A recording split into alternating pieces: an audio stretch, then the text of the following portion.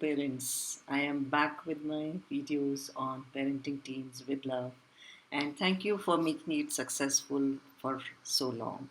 I hope you all are learning, and now this time I thought it is exam time, so let me tell you about how to parent teens in exam time. Now, all the adolescents, especially in 10th and 12th standard, they are busy in giving their exams. But I must tell you that along with them are busy parents who are also giving exams along with their teenagers. But parents, let me tell you some few tips where you can save yourself a lot of trouble and still your teenager will come out valiant. So here are some tips. Some exams have already started and some are still to go on. The competitive exams are still there, so you can still make it much better for your teenager. So, parents, what all can you do before the exam begins? First of all, control your anxiety. See, yes, I understand that all teenagers are not responsible, but they do have some issues and they sometimes don't study, and there are a lot of problems. You have to keep a tab on them and all those things. But save your anxiety for yourself. Don't let it show to your teenagers because it creates a lot of pressure on their mind. So please control your anxiety. You can talk to your friends, you can talk to each other, but not to the teenager. Second, live and let live. I've seen some mothers saying, "Oh, no, I have to take leaves now. I have to take 10 days leave, 15 days leave because my son is having 10th class exam, 12." Even some mothers will leave their careers. They will even sacrifice their promotions because their son or daughter are in 10th or 12th class exam, and they feel that they have to be on their side all the time. But parents, let me tell you, if you let them be on their own, but be monitoring them, which I will tell you later, then it will be better. See, creating a pressure on the mind of the adolescent is the worst thing you can do. So don't create such a pressure that you are doing so much sacrifice for them and all those things. You live your life and let them live their life. Let them study on their own, right? So this is very important. Instead of creating a pressure, just just be there for them for some time when they need you, not 24 hours. That is very important. Then third thing, accept some fun time. Now, when the teenagers, they are studying in their study room, and then suddenly they want to just come out and have a little 5 minutes of silence, or they want to just relax. Suddenly the parent or the mother or the father sees them out of the room, and they jump on them suddenly. Why you are out of the room? You have to keep studying. Don't have time for this. You have to do so much course. Go back to your room. This is not the way to do things. There is a scientific thing that when a child studies for some time, for 1 hour, you must have a time for the brain to internalize all the material. So they do need those 5 to 10 minutes to internalize and memorize all the things. So it is nothing bad if your teenager comes out and he has some fun time with her siblings, and he just goes out and goes for a walk or something. Allow it. Don't worry about it. Don't just jump on them, right? The fourth thing, stop spying. When the teenager is studying, some teenagers, they have a habit of closing the door and doing their revision loudly. So they don't want anybody to be, seeing them. So in that case, don't just try to open the door and see whether he's studying or is he making some excuses. Don't try to do that. This is not nice. It makes them angry. The adolescents are already very angry people, and when they see that the mother and the father, they are spying on them, they become even more angry, and they may act in the opposite direction. So they may stop studying actually. So don't do that. Then, fifth thing, give your ear to listen. Sometimes during the examination, when the adolescent sees so much courses there, so much is to be studied, they sometimes become a little troubled. They sometimes want to talk, and they just want to, let somebody, let their feelings come out. And they might even say, "Oh, I can't do it. I am really depressed. I am not able to do my course," and all those things. So at that time, this parents' role is to give them their ear, not just to hear, but to listen to them, give them the solutions. You may be a good parent in that case. So please, this is very important, and listen to your teenagers in a calm and very attentive manner. Give them solutions. That's the best help that any parent at this stage can do. Fifth, let the teen know exams are for his or her life, and they are his or her responsibility and not the parent's responsibility. So it is very important that the parents, sometimes what happens, the parents, they will say, oh, now it's 5 o'clock, you must go to study. Oh, now it's 7 o'clock, you have this tuition class, you please go to this tuition class. No, this shifts the responsibility of the teenager into the hands of the parents. And they start feeling that why should I keep the clock? Why should I keep the timings? Why should I keep the timetable? My parent is there. It is his responsibility to tell me when it is 5 o'clock, to tell me when is the tuition class, to tell me when I should be ready for the school, to tell me that, okay, this is now time for a school bus to come. So the responsibility shifts towards the parents. So, to give back the responsibility in the hands of the adolescent, to make them understand that this is their life, they are doing the studies, they are doing all these things for their life, and it is their responsibility to keep the timings, to not be late, and to do things for yourself in punctual manner. In that way, then they will understand and they will never trouble you, they will do everything on time. So, in that, how parents should do it is by keeping some control on themselves. Maybe one or two times, let them just make a mistake by getting late. They will get the scolding. So don't feel responsible for the scolding. The teenager should feel responsible, and he should get the heat by getting the scolding, and then he will understand that it was my problem. I have to solve it, right? So this way the responsibility gets shifted to the adolescent, and they start understanding that this exam is for them, right? Now, the next best thing that parents have to do is to provide a safe environment. What do I mean by safe environment? It means that if there are some misadjustments in the family, like there is some problems going on between husband and wife, or there are some problems going on in a joint family, there are some tuffles are there are some fights going on, arguments going on, or there is some economic problems going on. All those things should be kept a little bit away from this adolescent at that time during the exam temporarily. They should not have this on the side of their head. This creates stress in their minds, and then studying becomes a little bit of a problem.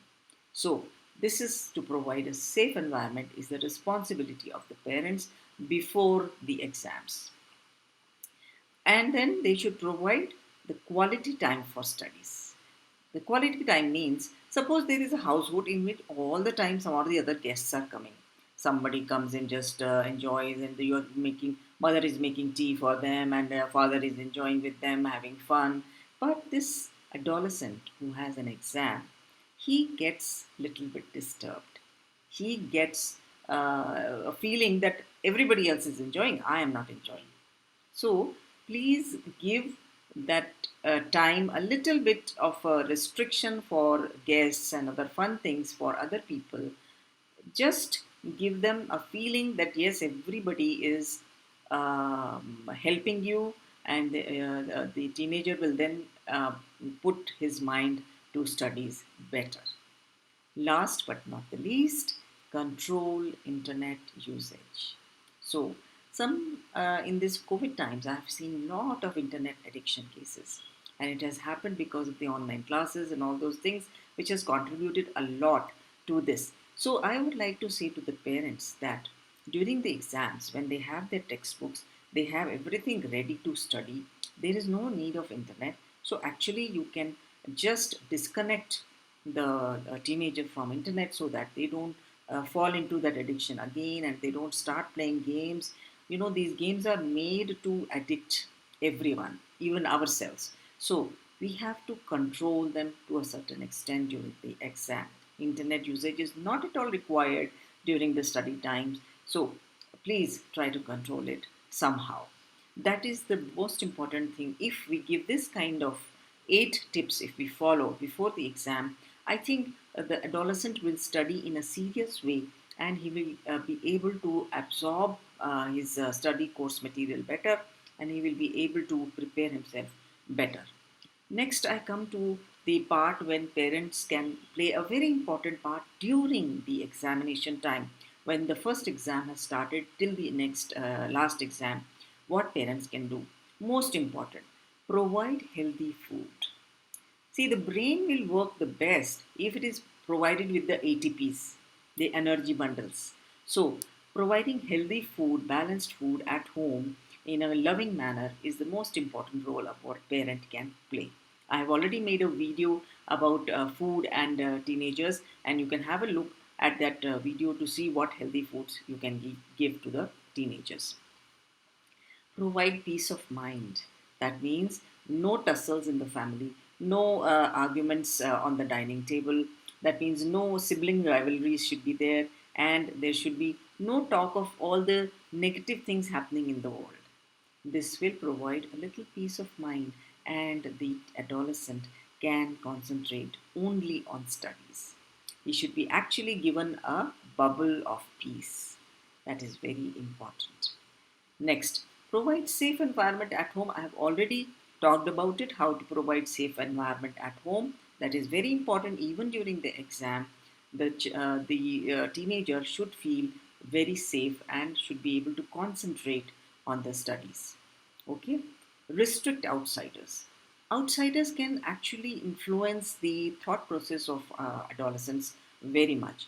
It's so not only in for the exam but even in other ways also. So one thing, they are a disturbance. The guests, they spoil the study concentration of the adolescents. So try to restrict any entry of our outsiders in the home, especially guests and all. Okay, then you provide optimum resting time. That means sleep. It is very important for a teenager to have a sleep of at least 7 to 8 hours when the exam is there next day.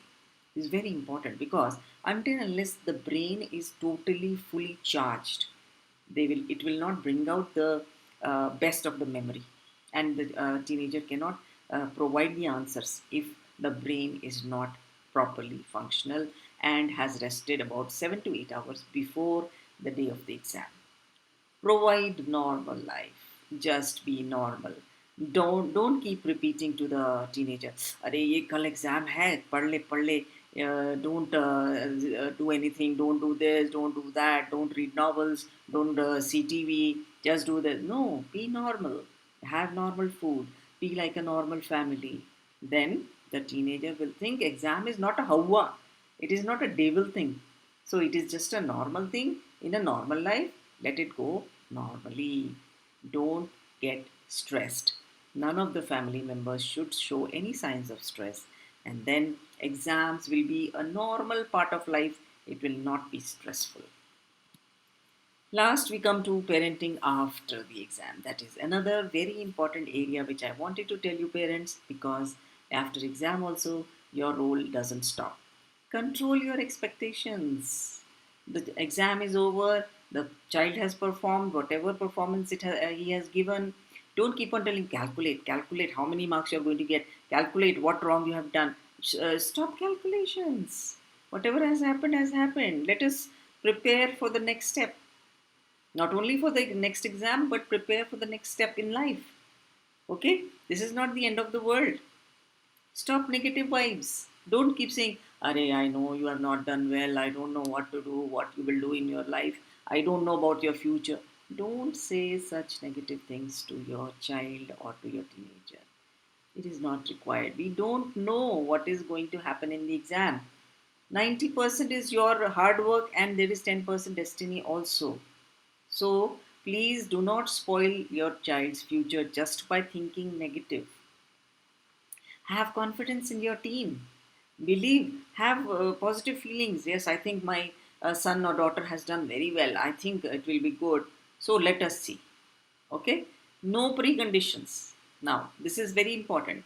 Now, before the result comes, some parents will start saying, If you will not get first class marks, no, I am not going to love you. I'm not going to give you a hug.